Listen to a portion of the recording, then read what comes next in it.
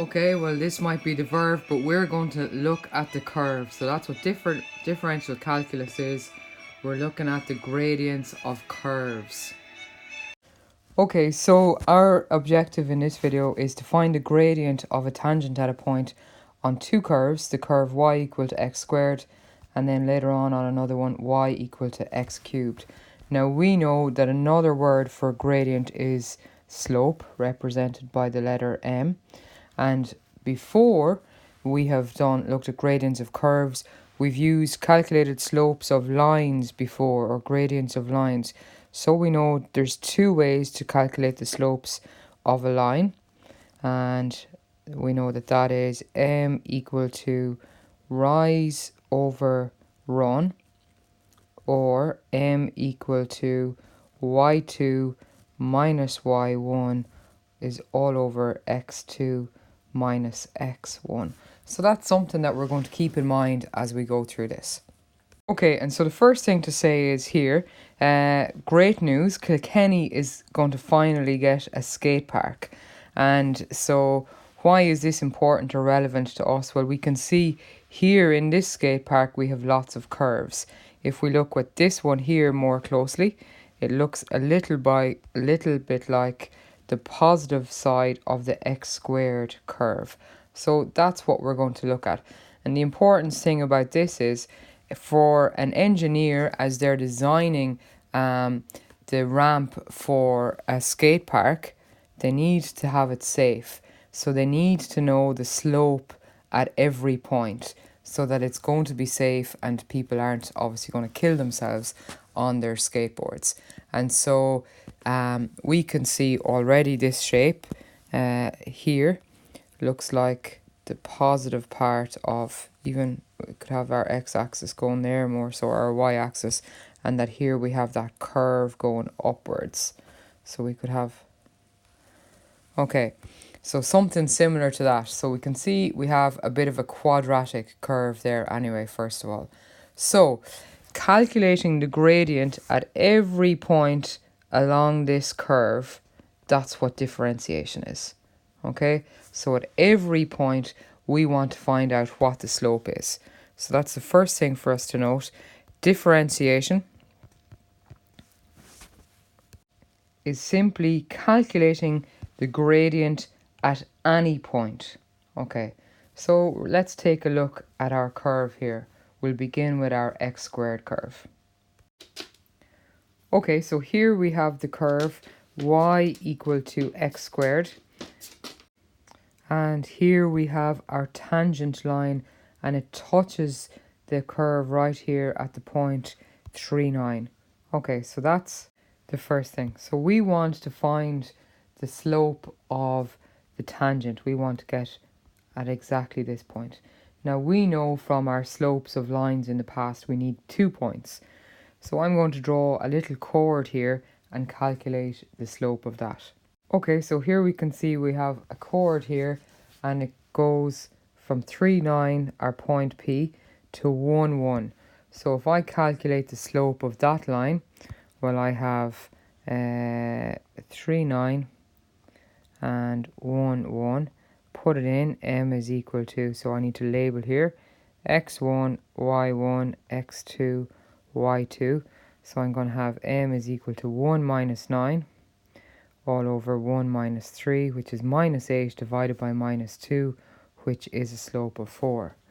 Now, if I draw another chord and make it shorter, let's see, because we want it to be as flat and as close to this tangent line as we possibly can. Okay, so here I have my tangent line, and you can see that this chord is much flatter and closer to the slope of the tangent line than the previous chord. So here we would have the points, again still 3,9, and now the point 2, 4. Okay, labeling them again, x1, y1, or we could have done rise over run, x2, y2, and so here we have m is equal to 4 minus 9 over 2 minus 3. So that's minus 5 divided by minus 1, which is a slope of 5. So we can see it's increasing a little bit our slope. So if we try and draw a smaller chord again, which will get us flatter, closer into here, what's going to happen? I'm going to try and draw a chord here from this point to P, because obviously it's going to be flatter, closer to our tangent, and it's also still along the chord here, or along the curve that we've been originally given. Okay, and so here we can see, well, this was the point here, getting closer. So now if I drop that down, that point is, well, I still have the point 3,9. And this time I have the point somewhere about like 2.5. And on my y-axis, it's the point 6.2 or 6.25, we'll say. So here I have again labeling x1, y1, x2, y2. And so this time our slope is going to be equal to m is equal to 6.25 minus 9 all over 2.5 minus 3. Well, that gives me minus 2.75 divided by minus 0.5, which is going to give me plus 5.5. So what can I see? I see that my slope is increasing the closer I get to shortening this chord, the closer I get towards that point here. If I go on and do this again and go maybe increase shorten my chord here and go maybe 2.9, and its corresponding would be, well, 2.9 squared is 8.41.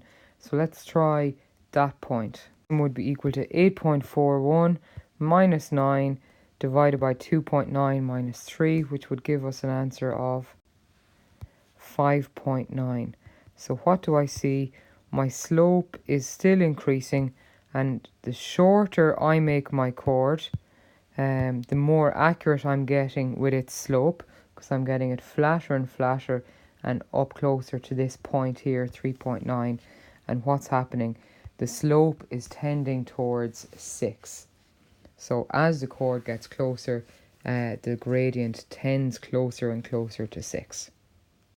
Okay, so here I have a magnified version of the curve. So I'm still here at the point P, 3,9.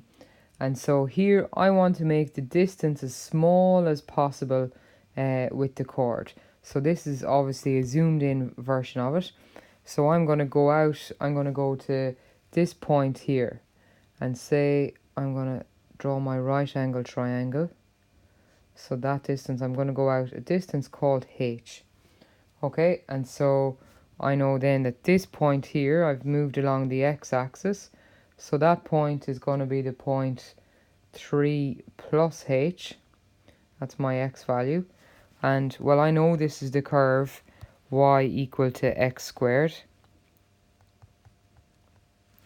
So then y, the y value up here, to give me the xy value for moving up along the y-axis, is going to have to be, well, y is going to be equal to 3 plus h, all to be squared. So I can safely say then that this coordinate here is going to be 3 plus h, comma,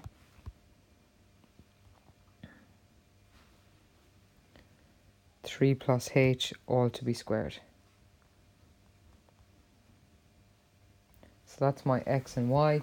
So now I can do my slope formula all over again. This time these are my two coordinates, and labeling them x1, y1, x2, y2. I have my two coordinates and I can fill those into the slope formula. So I know my slope formula again is m is equal to y2. So in purple, that's going to be 3 plus h, all to be squared, minus, well, y1 is 9, and that's all over x2, which is 3 plus h, and that's minus x1, which is 3. Okay, and so we're going to tidy that up. So m here, when I expand out 3 plus h, all to be squared, I get 9 plus 6h plus h squared. I have my minus 9 from before. And then here I can see that my 3 and my minus 3, they cancel. And so I'm going to have just h on the bottom. Okay, so tidying it up a little bit further, I can see, well, that 9 and minus 9 are also going to cancel. And so I'm left with m equal to 6h plus h squared divided by h. So I can tidy that up a little bit more again, and I can divide in my h. So m is going to be equal to 6 plus h. So that's my slope.